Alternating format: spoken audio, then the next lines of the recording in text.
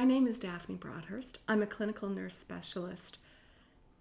Your prescriber has ordered medicine for you that will run through a small balloon pump called the Easypump. It's very safe and easy to use and easy to learn as well.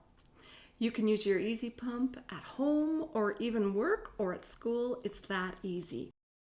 In this video series, we're going to show you how you can safely give your IV medicine through a small pump called the Easypump. After I've shown you how to do each step, we'll review some of the key points. This will help you remember the key points to keep it safe. I'll be showing you how to use the Easypump to give yourself your medicine. And you might feel a little bit scared to do this on your own, but please know that it's called the Easypump because it actually is very easy to learn and to use.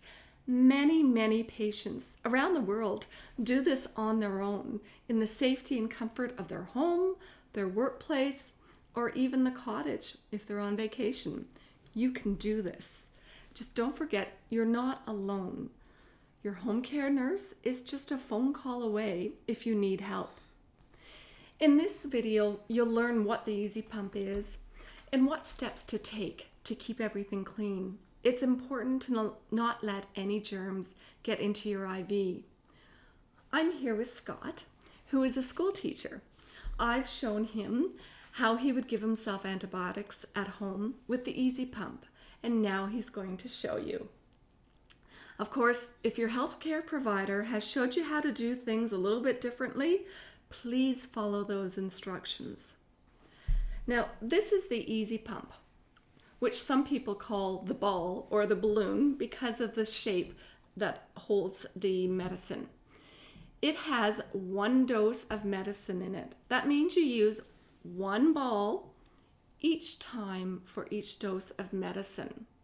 The medicine will flow out of the ball into the tubing and into your bloodstream. The Easypump comes pre-filled with your medicine in the ball. This end is where the pharmacy adds the medicine. There's a little cap on here, and this bigger cap just stays shut, so you don't have to do anything with that. Your medicine is in the balloon, and at this end, the tubing is attached to the ball. So the medicine will flow out of the ball into the tubing. On your tubing, there's a filter. This will remove any air bubbles that might be in your tubing. There's also a clamp. This is what is used to control the flow of the medicine. It stays pinched if it closed shut, and it stops the flow of the medicine. When it's opened, the tubing is no longer pinched and the medicine will flow. On the end of the tubing, there's a thicker portion right here. This is called the flow restrictor. It actually is what sets the speed of the flow of your medicine. And then down here is a removable cap. We call it the end cap. It goes on the end of the tubing, the pump tubing. Your healthcare provider may have asked you or a family member or a friend to give you the medicine using the Easypump. You may be a bit scared or think you just can't do this, but remember, many patients can and do this quite safely every day. And research has shown that patients do this because it's safe if you follow the instructions. It's very easy to use, especially after a few tries. And it's convenient. Remember, you can do this at home. You can do it at work, you can do it at school, or you can do it on vacation. You don't have to wait for the nurse to come into your home, or you don't have to go to the trouble and the expense of going to the clinic. It also helps free up some healthcare dollars as well by you doing it so that those healthcare dollars can be used elsewhere. The Easypump needs to be at room temperature when you use it. This will help it run at the right speed.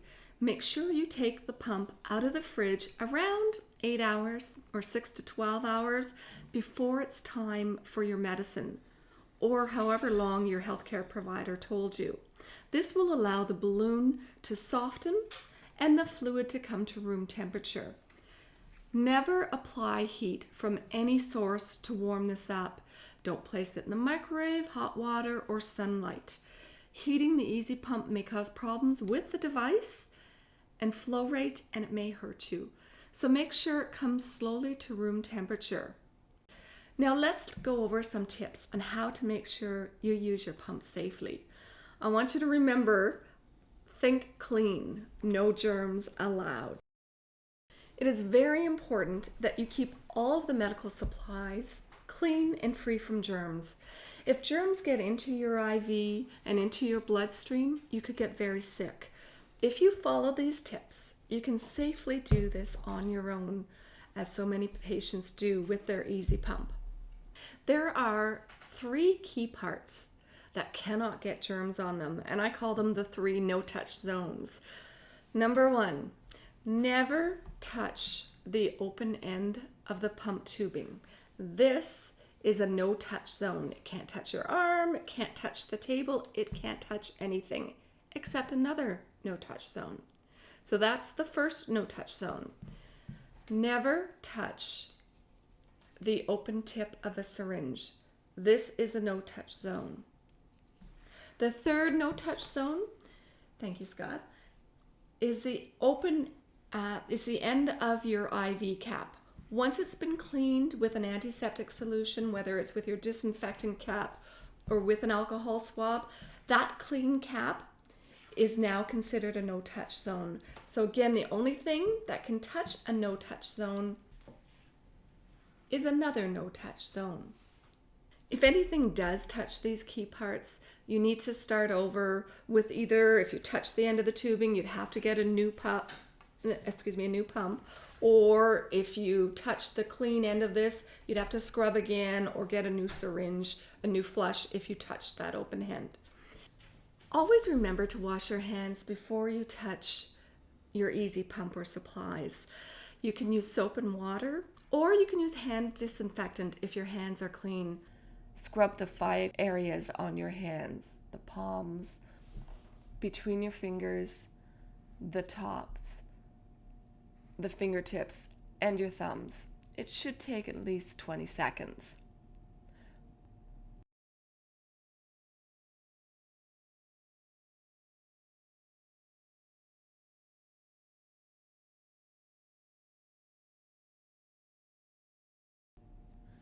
Always dry your hands with a paper towel or a clean towel. Use the towel or your elbows to turn the dirty taps off. Your hands are clean now. Don't touch your face or anything other than your supplies. You only need to put gloves on if your nurse told you to. If you need to cough when you're handling your IV and supplies, turn your head to the side and cough into your arm. This keeps germs away from your IV and supplies and your hands. You need to work in a clean, quiet area with plenty of room to work, so no dishes or books lying in the area. There should be no pets or children around. No one should talk or cough over the supplies you're working with. Just you and the supplies you need. Kitchens and bathrooms are not great workplaces because of the germs in these areas. When it is time for your medicine, you need to have a clean work surface. You can either wash it with soap and water and a clean cloth, or a disinfectant wipe. You could also use a clean paper towel for your work surface, particularly if it's a softer surface that you can't clean. I like to use a clean plastic container such as this to put your supplies in. Each time you hook up your medicine, you would need to use a clean container or re-clean your work surface. Let's stop and do a quick review. What do you have to do every time before you touch your pump or supplies? That's right, wash your hands. If you said scrub the hub, good for you. That's another important way not to get an infection, and I'll show you a little bit later what that means. If you don't touch the no-touch zones, you're well on your way to staying safe. But what are the 3 no-touch zones that you can't touch? Terrific. If you said don't touch the open end of the IV tubing, the open end of the flush, and the cap that you've cleaned, you are well on your way to keeping everything clean and safe. In part 2 of this series, you'll learn what you need to do each time to get set up to start your Easypump. I'd like to thank Formative Pharma for their educational grant to support the development of this video. Thank you.